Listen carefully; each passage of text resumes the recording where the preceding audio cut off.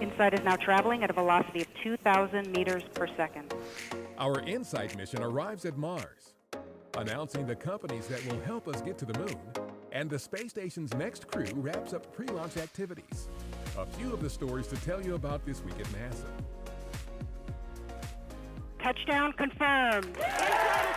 That confirmation at 11:52 a.m. Pacific Standard Time on November 26th that our InSight lander survived the plunge through Mars's atmosphere and was safely on the Martian surface triggered waves of relief and elation from InSight team members at our Jet Propulsion Laboratory in Pasadena, California. Like past landings on Mars, this one was expected to be extremely hard and not without peril. So no surprise that crowds braved the rain in New York City to watch outside the NASDAQ stock market. While inside, the mission was recognized during the closing bell. Even the crew aboard the International Space Station paid close attention. When the dust settled, this photo from the lander, showing the surrounding Elysium Planitia region, erased any lingering doubt the mission had indeed stuck a nearly flawless landing. Today was a great day for the United States of America. It was also a great day for our international partners. This was seen all around the world. Kudos for pulling that one off, and we are looking forward to what the data comes out of this mission.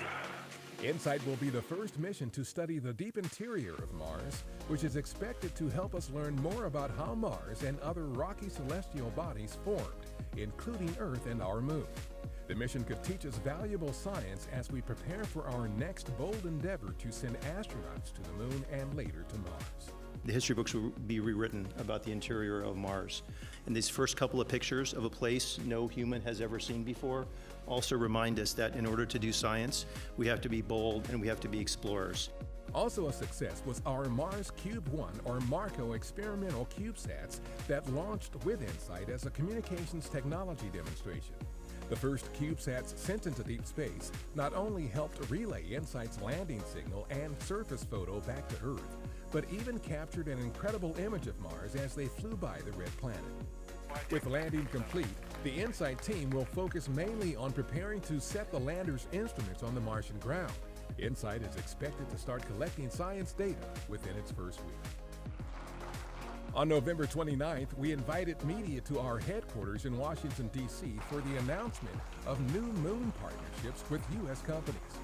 Working with American companies is the next step to achieving long-term scientific study and human exploration of the moon and Mars. We want multiple providers that are competing on cost and innovation so that we as NASA can do more than we've ever been able to do before and advance the human spirit. Under Space Policy Directive 1, the agency will lead an innovative and sustainable exploration of the moon together with commercial and international partners.